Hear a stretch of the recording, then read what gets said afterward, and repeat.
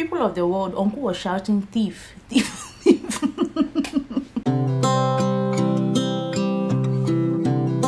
Hi guys, welcome back. Welcome if this is your first time here. My name is Aisha and I do videos about my life's experiences, my life's journey. So if you want to know how I do it, subscribe.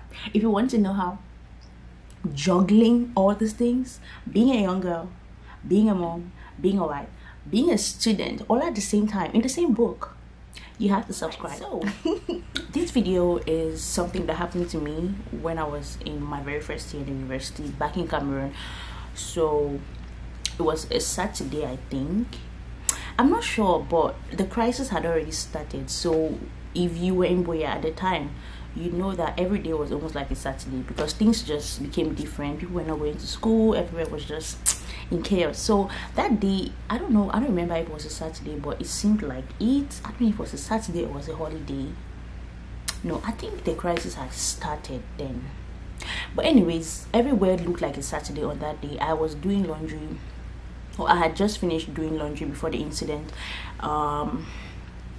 Also, my neighbors, okay, two of my neighbors were not around. They had gone for, I don't know if it was a holiday or whatever, but they had gone to their homes, like their homes out of town, because our university or universities, like there's so many universities in the town where I stay, where I went to university. It's known for universities. It's known as a student-based zone. So yeah, two of my neighbors had gone for holidays in their own, their hometowns and stuff, and two neighbors were around. But okay, the way our house was, or the way the city was, the hostel, the way it was, it's when you come like this, I don't know how to explain this, all right, but the way I'm facing, right, okay, my room was like this, the way I'm sitting. Across my room was the fence, if you understand that. So this way, so this line from where I'm sitting, this line, there were four rooms. Mine was the first, the second, the third, and then the fourth. So the second person and the third person were not around, but the fourth person was around. Okay, if you leave now and you're going like this, you're going to like the gate area, and there's another room that faces that side. So it is not on our line, it faces the other side, on the other line. So that person there was around. So my wall, okay, I share the same wall with the person who is in front, and I share the same wall with my next door neighbor, but my next door neighbor was not around. He's a guy. So my tap got bad from the time I went to that hostel. So I had to carry water from my neighbor's room every time, and so his door was bad, and he had gone for weekend holidays, whatever, but he had gone home. So I was the only person who knew how to operate that door because I carry water from his room. So we were quite cool. So he had told me everything. He had told me how to do it. So yeah, I mean, we were like family already. So it was no news that I could enter his room and get water and just, you understand that, right? Yeah. So my next door neighbor had gone, and I was doing laundry that morning and then carrying water from his room to my room, or to my veranda, because I was doing laundry outside. So the last person was in the house, but she was sleeping. The front person was in the house, but she was with friends, I guess, because they were gisting and just shouting, and they were discussing. We hear girls laughing and talking in the other room. So it was threatening to rain, and I needed to get my things in, the things I had already finished washing, and I put outside to get dry. I had to take them inside, and I was already getting ready to take my bath. So while I was trying to put these things inside, I saw a guy walk. He walked across. He came in from the gate side and walked and went, to like, he was going like he's going to somebody's room, like he's going to visit somebody. He was going towards the end, the last door. So I didn't really focus on which door he entered, or if he entered any door at all. I just saw him passing, and then he was like, good morning. I said good morning, and then he passed. So at this point, I was taking my things in because I was about to take my bath before I realized that rain wanted to start falling. So I had to come back and get my things. So at this point, I was wearing my towel, but I was not naked. I was wearing my towel, and I was wearing like I was wearing my pants and I was actually wearing my bralette. It was a bralette, something like a sport bralette. So I was still wearing it, and then I was tying my towel. So I wanted to get my things inside the house. So this guy went, and like I said, I didn't even notice if he entered any room or if he was going to visit somebody. I didn't take note. I was just concentrating on taking those things inside. So when I put the things inside, I came now to get my shoes. Yeah, I put my shoes inside. I didn't see him outside when I came to get my shoes. I didn't see him outside. I did not see him outside. So I just assumed, okay, maybe if this person passed, probably he has gone to somebody's room. But it's not even something I was thinking about at the time, because I mean, people come and visit people there. So I really didn't care. So when I got these things inside, okay, I went to carry my last bucket of water, because I had another bucket of water in my neighbor's room. So what I do is, in the mornings, I try to fill every container that I have with water, so that for the rest of the day I don't have to be entering his room and then coming out. And the way his room was, like I said, his door is bad, so I had to open the window, open the room from the window, through the window. So yeah, that's how we handled the door. So when I went in to get the last bucket, I came in, I kept it inside, but I didn't shut my door. I think I was going to get something again from outside. I don't know what I left outside. But when I brought, okay, I had another bucket of water. Sorry, I had another bucket of water. So when I came in and dropped this one, I was hoping to go and get the other one. So I didn't close my door. Like, I didn't shut it. I didn't lock it. Shut, lock. Is it the same thing? I didn't key it.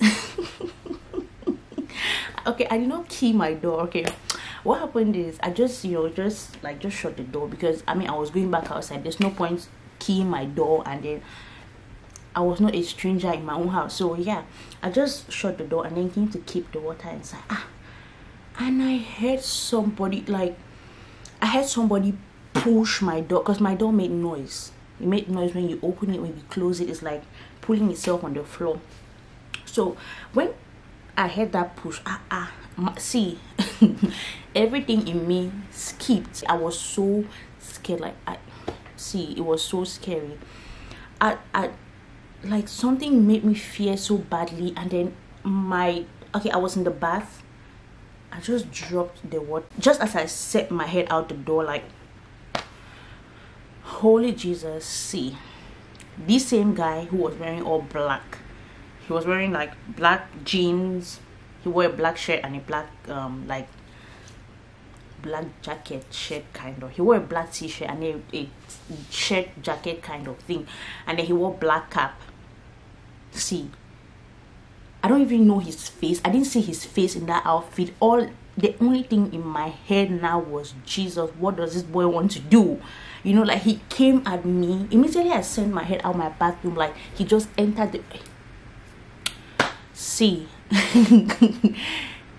I never knew I had that kind of strength to fight a guy. That's if we even fought. I think he just gave up because I was so resilient. Like, I'm not even going to let you do anything. Like, would die. You know, I just think he gave up because I was not even giving into all that he was doing, because I cannot even say I fought him, because when he left, I realized my whole body was like swollen. So we were fighting there. He struggled to strangle me.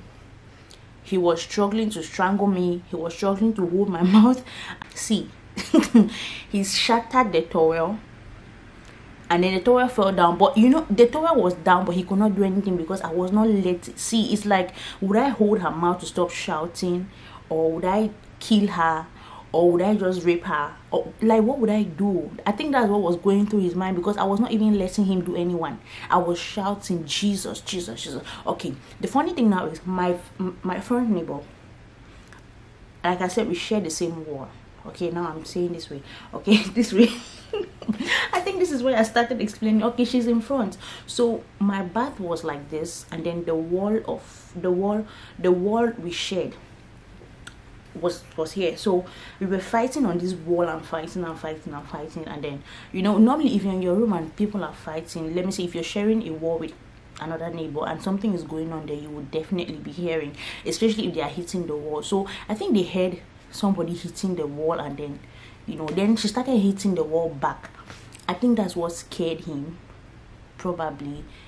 And plus the fact that my door was even open. It was broad daylight, you guys. It was in the morning, something about 10-11 in the morning. I don't even know how somebody has that kind of heart to do something like that in the morning in people's hostel. People are obviously around, so I don't even know what he was thinking.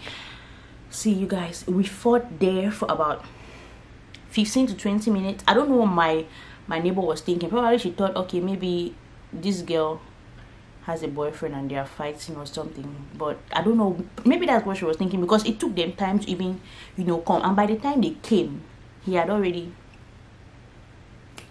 So we kept fighting there, fighting. I only heard my neighbor hitting the wall. Like, see, she was hitting the wall as we were also hitting the wall as we were. I was like, okay, my Jesus. See, you guys, I fought and felt like I could not fight anymore. I was about giving up.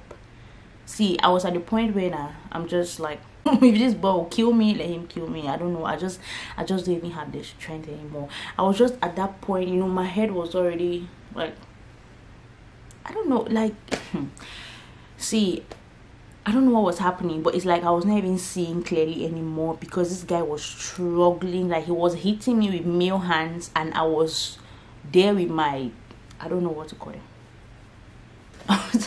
I was doing something. I was trying. I tried. And then he left. He just ran off. Just at the point where I was giving up, you guys, immediately he ran off. I don't know where the strength came from, but I ran and followed him. Like, I ran outside. Like, I was following him, shouting for help. Like, help. People of the world, uncle was shouting, thief, thief, thief. See, I'm not even joking. He ran and was shouting thief. I know that this shouting of thief was an attempt to, you know, confuse my neighbors or confuse anybody that was trying to come. You know, maybe must have heard the fighting or whatever and was trying to, you know, come to help or something. That was why he was shouting thief. Because he ran past my neighbors, some guys were playing their whatever outside, and then he ran past them and was shouting thief. So they were running and coming towards my you know, my area. And then they were like, what's happening? And then they met me crying on the floor with my torn towel, and I was just, see, you guys, I was on the floor crying, and I didn't even have strength to even explain. I was just like, I would just say, he wanted to rape me. That's what I remember. I was just saying he wanted to rape me, and I was crying. And then they were like, oh my God, he has already gone. They tried to follow him here. See, those guys were so angry, because recently in my area, when the crisis started, there was a lot of theft going on. There was a lot of, you know, just too many bad things happening at the same time. So they were like, oh God, because they have been saying they want to catch somebody. They want to catch either a rapist or a thief. They want to catch one of those people. They want to beat somebody, because like I said, so much has been going on in our area at that time. So they were so angry, like, oh God, they wish they held that boy. They would have taught him a lesson. See, they were so, oh my, They were so mad that day. They tried to run. They don't even know where he went to, because, you know, he confused them as he ran past them shouting thief, for them to come, like showing them that way, and then they are coming this way. Of course, he has already gone very far. So they tried to, they went right to the road. They could not find him. They came back and they were like so mad. Like, did he touch me? I was like fighting. So my whole body was swollen. Just everywhere was. It was bad. The ladies came, the neighbor and her friends, they came. They were like, well, we did not even know that was what was happening. They just tried to console me. And the good thing is, I had a family member in the town as well, who stayed in the town. So we had so rest in peace. She's dead now. So I called her immediately. I was like, Auntie Ford. I just called her and I was like, see what I told her everything, and she was like, oh my gosh, she's coming right away. Thank you for watching this video. If you came to the end, I hope you enjoyed this story time. This is my second story time. Yeah, this is my second story time. I hope you enjoyed it. And I really enjoyed telling this story. I felt like I would not be a story person like that, but I enjoyed telling this story. And if you did, let me know in the comment section and tell me if you want me to do more story times. I mean, I just feel some stories are a little bit, you know, TMIs. and I feel some stories are not necessary, and just think like that. But if you want me to tell you more stories of my life's experiences, let me know in the comment section, and I will dig for the most interesting ones and tell you guys. Anyways guys, see you in my next video, and don't forget to subscribe if you haven't subscribed. I'd love to have you here. Bye.